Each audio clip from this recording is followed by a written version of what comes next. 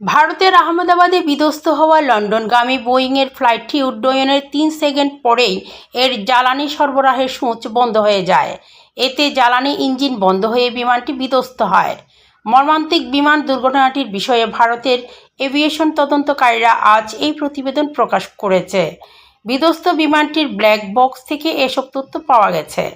তদন্ত প্রতিবেদনে বলা হয়েছে, জ্বালানি সরবরাহ বন্ধ হওয়ার কারণে বোয়িং ৭৮৭ ড্রিমলাইনারটির গতি দ্রুত কমতে থাকায় নিচের দিকে নামতে থাকে এটি। ওই সময় বিমানটির গতি ১৮০ নটে ছিল। এ সময় ককপিট ভয়েস রেকর্ডারে জ্বালানি কেন বন্ধ করা হচ্ছে এক পাইলটকে অপর পাইলট তা জিজ্ঞেস করতে শোনা যায়। অপর পাইলট জানান, সুইচটি তিনি বন্ধ করেননি। সুইচগুলো আবার চালু করা হয়। ওই সময়ে ইঞ্জিনে জ্বালানি যাওয়া শুরু করে, কিন্তু এর কয়েক সেকেন্ডের মধ্যে বিমানটি বিধ্বস্ত হয়। এর আগে ইঞ্জিন সচল রাখার জরুরি ব্যবস্থাও চালু করা হয়েছে।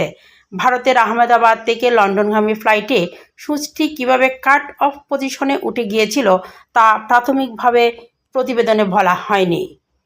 গেল মাসে লন্ডনগামী এয়ার ইন্ডিয়ান উড়োজাহাজ দুর্ঘটনায় প্রাণহানি হয় ২৬০ জনের।